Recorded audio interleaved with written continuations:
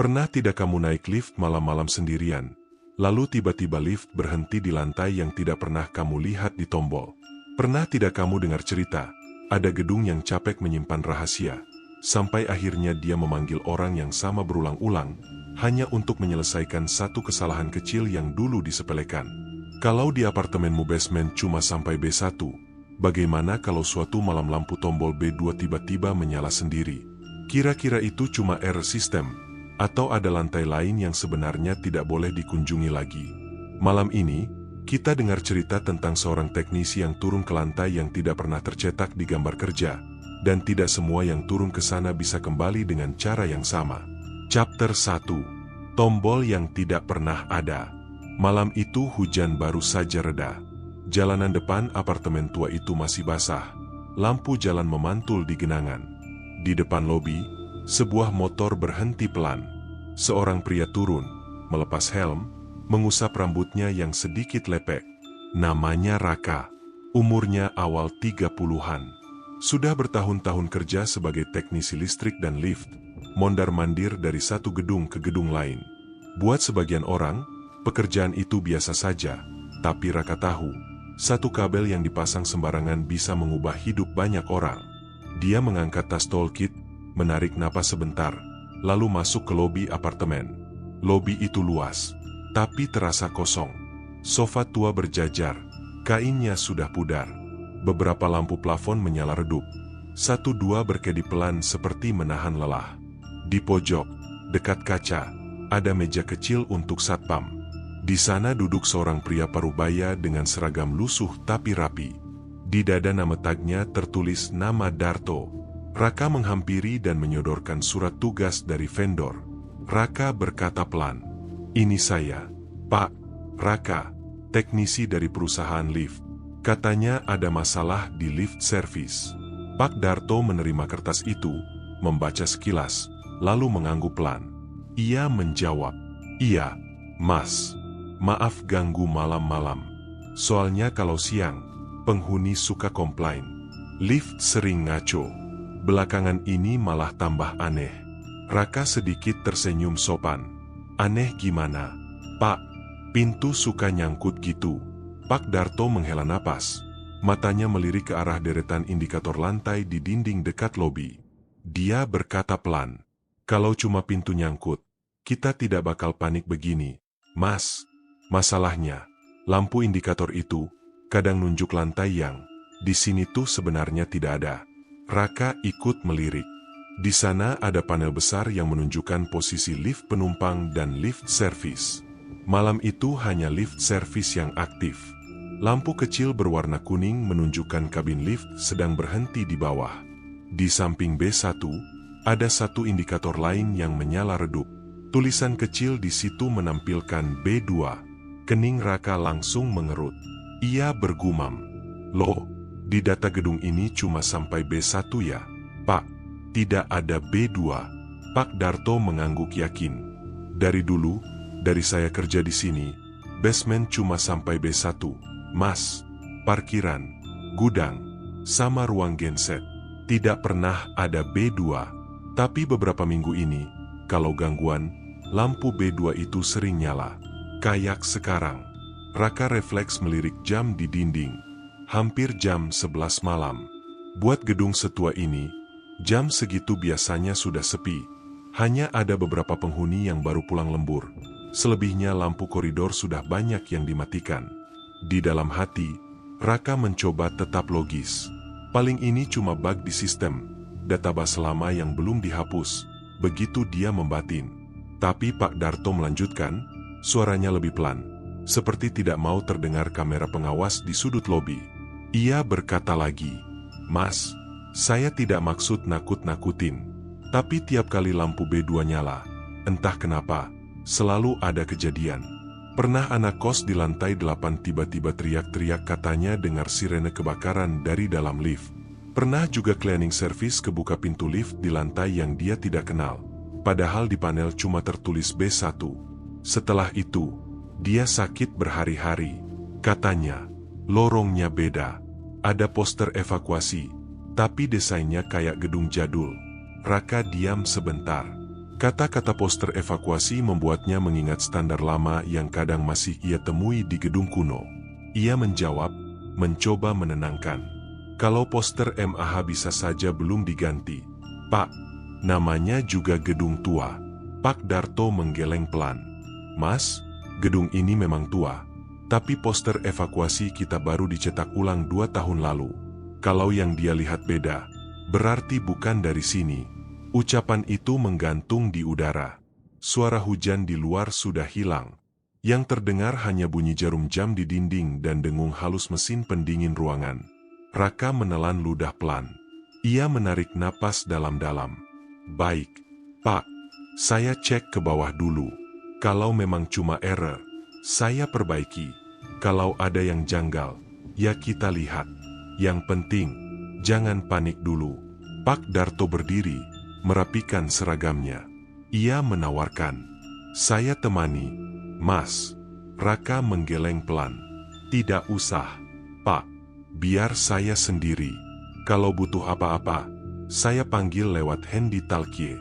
Ia mengambil Hendy Talkie yang disodorkan Pak Darto, memasukkannya ke saku, lalu melangkah ke arah lift service di koridor samping lobi. Lorong menuju lift itu lebih gelap, hanya satu lampu dinding yang menyala. Dindingnya penuh bercak lembab. Udara di sana terasa lebih dingin, entah karena dekat ruang servis, entah karena pikiran yang sudah mulai tidak nyaman. Saat Raka sampai di depan pintu lift servis, sesuatu membuatnya berhenti. Pintu lift itu pelan-pelan terbuka sendiri, tanpa ada yang menekan tombol. Di dalam kabin, lampu neon kecil menyala redup. Lantai lift tampak kusam dan banyak goresan. Tidak ada orang di dalam. Kosong. Raka melangkah masuk, memeriksa panel di dalam kabin. Tombol-tombol lantai berjajar rapi. Lantai dasar, 1, 2, sampai lantai atas. Di bagian bawah, ada tombol B1. Tepat di bawah B1, di sisi yang mestinya kosong, ada satu tombol lain yang tidak tercetak di gambar kerja yang tadi ia buka di pos satpam. Tombol itu bertuliskan B2. Lampu kecil di baliknya menyala pelan, warna kuning pucat. Raka mengangkat tangannya, hampir menyentuh tombol itu, lalu menahan gerakan. Napasnya terasa sedikit berat. Dalam pekerjaannya, ia sudah sering menghadapi sistem error, kabel putus, panel korslet. Tapi tombol yang tidak pernah ada di layout resmi, yang menyala sendirinya di gedung tua yang sepi, itu cerita lain. Ia menatap angka B2 itu lama-lama. Di luar, di ujung lorong, suara pelan Hendy Talkie terdengar. Ada suara Pak Darto memanggil. Mas Raka, posisi lift di indikator sekarang kebaca di B2, Mas. Padahal, pintu di depan Raka jelas-jelas masih di lantai dasar. Di malam yang mulai semakin senyap itu, Raka berdiri sendirian di dalam kabin lift, di antara panel tombol yang ia kira sudah ia mengerti. Ia belum tahu, di bawah sana, ada lantai yang tidak diakui gedung, tapi mengenali namanya lebih baik daripada siapapun. Raka memejamkan mata sebentar, mencoba menata napas. Lalu ia meraih tombol, menekan B1 lebih dulu. Pintu lift menutup pelan, kabin bergetar halus, turun. Suara mesin di atas kepala terdengar wajar. Beberapa detik kemudian, lift berhenti. Pintu membuka ke basement yang sudah ia bayangkan. Di depan sana, lorong beton dengan cat kusam. Bau oli dan lembab menyambut. Di kejauhan, terlihat deretan motor dan beberapa rak besi berisi barang-barang bekas. Lampu neon di langit-langit menyala redup, sebagian berkelip pelan. Raka melangkah keluar, menyusuri beberapa meter lorong hingga sampai ke sebuah pintu kecil di sisi kiri. Pintu besi itu bertuliskan ruang panel. Ia buka dengan kunci universal yang selalu ia bawa. Di dalam, ruangan sempit dengan rak panel listrik memenuhi satu dinding. Deretan lampu indikator berkedip pelan. Ia mendekat ke panel kontrol lift service. Di sana ada layar kecil yang menampilkan log kesalahan. Jarinya lincah menekan tombol-tombol kecil, membuka riwayat gangguan. Beberapa baris pertama masih wajar. Kesalahan pintu, pembacaan sensor. Tapi di tengah, matanya berhenti pada beberapa entry yang membuat bulu kuduknya meremang. Tertulis jelas, Door Open B2, Call ASICNET B2. Position B2. Raka menghela napas pelan. B2 lagi, begitu ia bergumam dalam hati. Ia meraih Hendy Talkie di saku. Pak Darto, saya di basement 1. Di sini panel baca beberapa log aneh. Kebanyakan tulisannya B2. Di layout gedung ini betul-betul tidak ada lantai itu kan? Suara dari atas terdengar agak jauh, bercampur gangguan statis. Iya mas, di gambar kerja yang saya pegang juga cuma sampai B1. Tapi di panel lobi sekarang, liftnya kebaca di B2 lagi. Raka melirik sekeliling. Ia tahu betul, saat ini ia berdiri di B1. Lift tadi berhenti normal. Namun sistem di atas menganggap kabin ada di lantai yang bahkan tidak diakui. Ia menutup pintu ruang panel, kembali ke arah lift. Saat pintu kabin terbuka, ia langsung tahu ada yang berubah. Di panel dalam lift, di bawah tombol B1, tombol B2 menyala terang, lebih terang dari sebelumnya. Warnanya kuning tajam, seperti memaksa. Raka diam di ambang pintu, menatap tombol itu. Logisnya, ia bisa saja matikan semua dari ruang panel, lapor error, dan pulang. Tapi rasa penasaran yang sudah beberapa kali menyelamatkan pekerjaannya, malam itu justru menariknya turun lebih jauh. Ia masuk ke kabin, berdiri di tengah, memandang panel sebentar. Oke, kita cek sebentar saja, Rak. Kalau ada yang tidak beres, naik lagi. Begitu ia menenangkan diri, jarinya menekan tombol B2. Lift bergetar pelan, tapi rasanya berbeda. Seperti turun lebih jauh dari jarak antara lantai dasar ke basement 1. Suara mesin berubah lebih berat, kadang terdengar seperti tersendat. Lampu neon di langit-langit kabin meredup sesaat, lalu kembali terang. Di telinganya, samar-samar terdengar sesuatu yang tidak ia suka. Bunyi yang mirip sirene evakuasi, pelan sekali, seperti datang dari lantai lain atau dari masa lain. Kabut tipis kecemasan mulai memenuhi dadanya. Beberapa detik kemudian, lift berhenti. Pintu terbuka pelan ke arah lantai yang seharusnya tidak ada. Lorong di depan matanya bukan B1 yang tadi ia lihat. Dindingnya dicat krem pucat, sedikit mengelupas di beberapa titik. Lampu neon panjang menggantung di langit-langit, mengeluarkan suara dengung yang jelas. Di dinding sebelah kanan, tepat di samping lift, ada sebuah poster besar. Poster prosedur evakuasi kebakaran. Raka melangkah mendekat. Jantungnya berdegup lebih cepat. Ia hafal poster evakuasi standar gedung ini, karena tadi ia sempat melihat di dekat tangga darurat lantai dasar. Desainnya modern, dengan warna terang dan logo perusahaan pengelola yang baru. Poster yang ada di depannya sekarang berbeda. Gambarnya seperti cetakan lama. Warna hijau sudah memudar. Bentuk ikon orang berlari tampak kuno.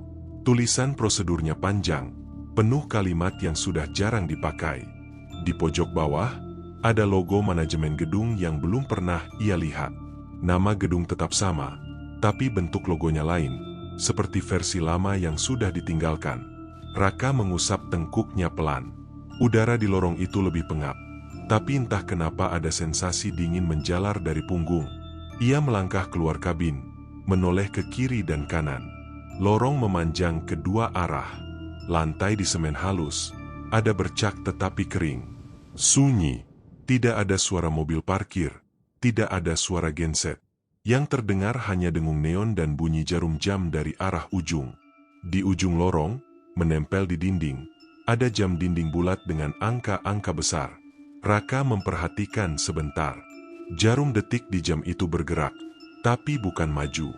Jarum itu mundur, berjalan balik perlahan. 1 detik demi 1 detik.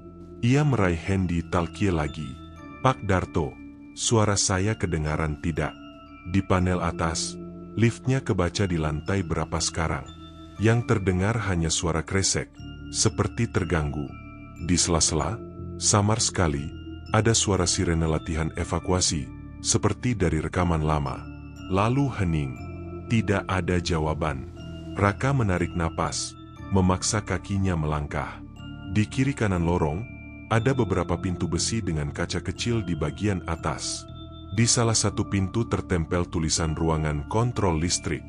Di Di pintu lain tertulis ruang data. Semua labelnya pakai tulisan mesin, tapi gaya hurufnya tua, tidak seragam dengan standar modern. Ia berhenti di depan satu pintu yang sedikit terbuka. Dari celah itu terlihat meja kayu, kursi besi, dan lemari arsip. Raka mengetuk pelan, hanya untuk memastikan. "Permisi," ia bersuara pelan. Tidak ada jawaban. Ia mendorong pintu pelan-pelan. Ruangan kantor kecil terpampang jelas. Bau kertas tua dan debu menyambut. Di dinding kanan, ada papan kayu besar penuh kartu absensi kertas berwarna kekuningan. Di bawahnya, menggantung mesin absen jadul yang biasa memakai kartu ditarik masuk. Raka mendekat ke papan absensi itu. Matanya menyisir baris demi baris nama. Ada bagian administrasi, keamanan, kebersihan, sampai teknisi. Pandangan Raka berhenti di satu bagian. Bagian teknisi dan maintenance. Di sana, di antara nama-nama lain yang tidak ia kenal, ada satu kartu yang membuat tenggorokannya terasa kering. Tertulis, Raka Aditya, teknisi listrik dan lift. Tangannya refleks mengangkat kartu itu. Di kolom tanggal, ada garis kecil dengan tinta hitam. Di bawah tanggal hari ini, di sampingnya, ada kolom tanda tangan. Di kolom itu sudah terisi, dengan bentuk tanda tangan yang sangat ia kenal. Tanda tangan dirinya sendiri. Raka menatap tinta itu. Tetes kecil di ujung garis masih mengilap, seperti baru saja ditulis. Ia menyentuh pelan dengan ujung jari. Tinta itu menempel sedikit di kulitnya. Napasnya memburu. Bagaimana bisa? Begitu ia bergumam lirih. Saat itu, dari sisi ruangan terdengar suara pelan. Bukan suara manusia bicara jelas.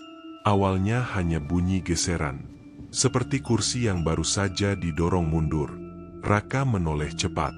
Di depan meja administrasi, satu kursi besi bergoyang pelan, seolah baru ada orang yang bangkit dari duduk. Tidak ada siapa-siapa di sana. Di atas meja, ada buku absen manual besar yang terbuka. Halamannya tertahan oleh pembatas logam. Perlahan, tanpa ada tangan yang menyentuh, halaman buku itu berbalik satu lembar. Lalu berhenti tepat di tanggal hari ini. Raka melangkah mendekat. Di baris paling atas, dengan huruf yang sangat mirip tulisan tangannya sendiri, terbaca jelas. Raka Aditya, teknisi. Masuk. Tanda tangan sudah terisi. Suara berat, pelan, muncul entah dari mana. Seperti dari sudut ruangan yang gelap, atau dari dalam dinding. Suara itu berkata, "Kamu telah turun, Rak. Jalur kabel itu harus ditutup sebelum putaran malam." Raka memutar badan, mencari sumber suara. "Siapa? Saya cuma teknisi panggilan, baru datang malam ini. Saya bukan pegawai sini." Hening sebentar. Lalu suara itu terdengar lagi, agak lebih jelas, seperti sudah sangat mengenal namanya. "Kamu selalu bilang begitu." Sebelum api naik lagi. Di luar ruangan, dari lorong, suara sirene yang tadi sangat pelan sekarang terdengar sedikit lebih keras. Masih jauh, seperti dari lantai lain, tapi ritmenya jelas. Nada khas sirene evakuasi gedung, namun terdengar seperti rekaman lama yang diputar berulang-ulang. Di atas meja, di sebelah buku absen, ada satu map coklat tebal, ujungnya agak hangus kecil.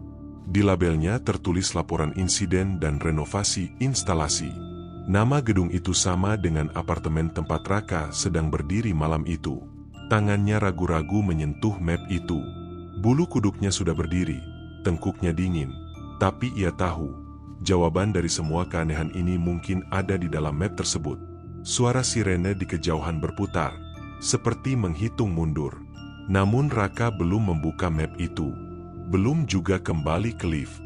Di ruangan kecil yang seolah tertinggal di waktu yang lain itu, namanya sudah terlanjur tercatat seakan ia pernah bekerja di sana sejak dulu. Konflik yang menunggu di bawah, di jalur kabel yang belum ia lihat, mulai mengintip perlahan.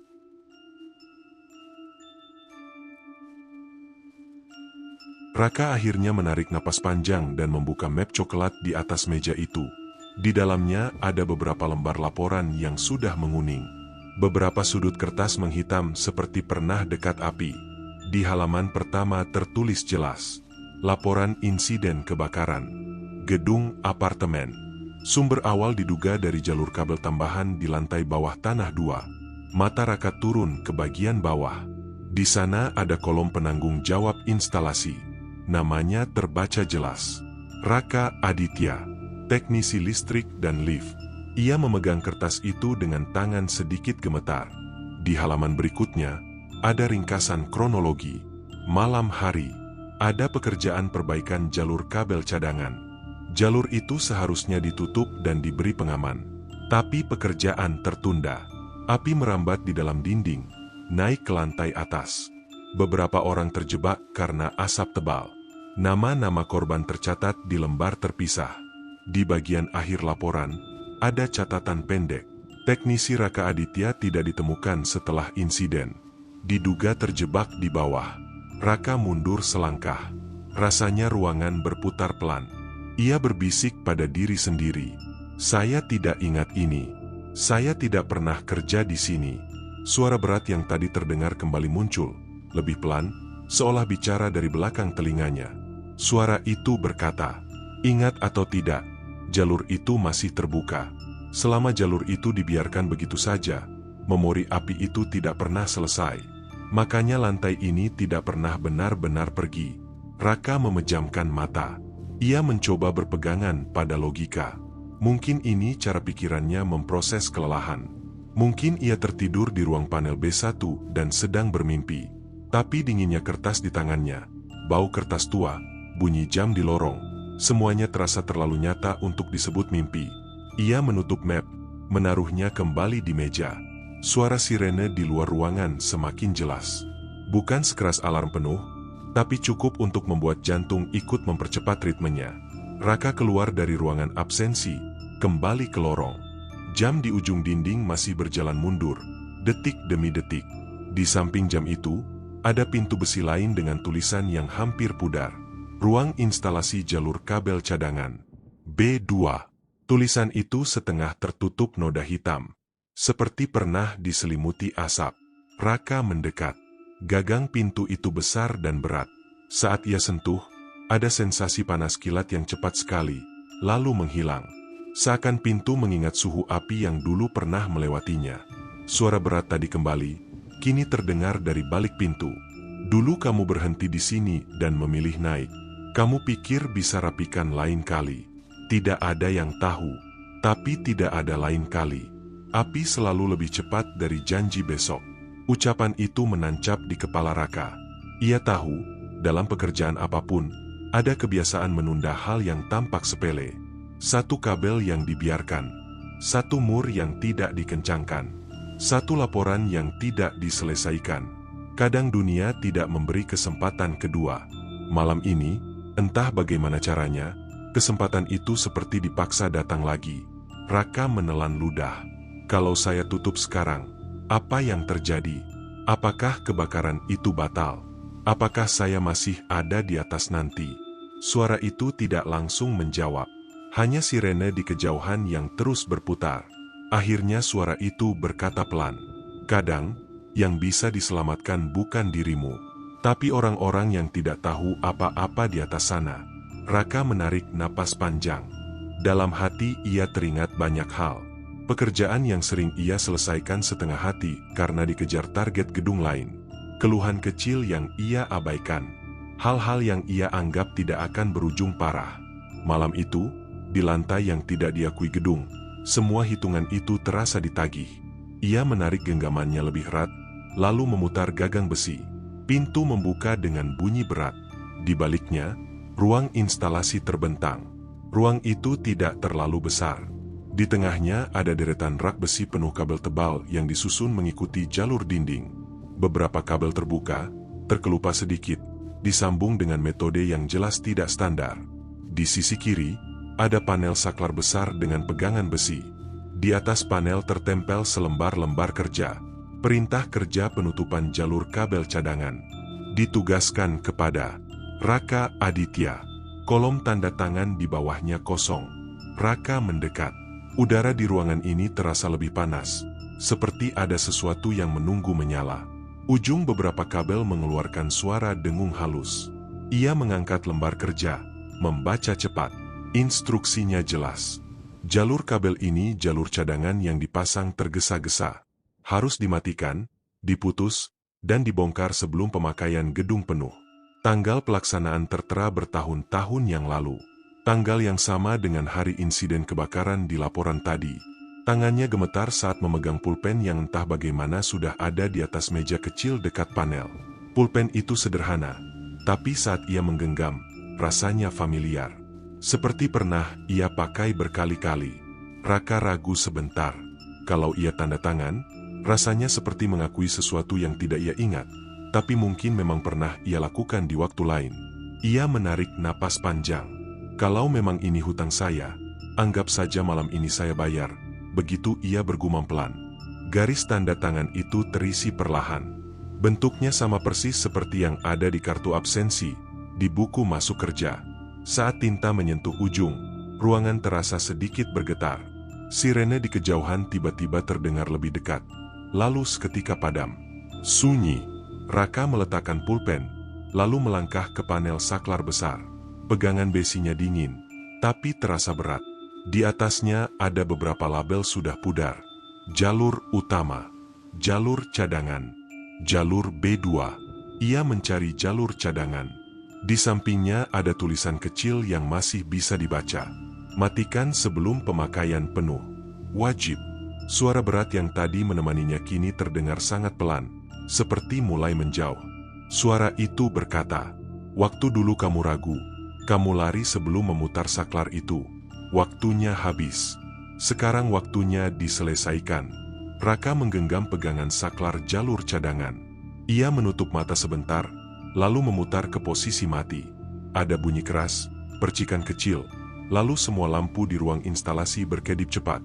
Beberapa detik, ruangan seperti dilalui hembusan angin panas yang tidak terlihat. Dinding seolah bernafas.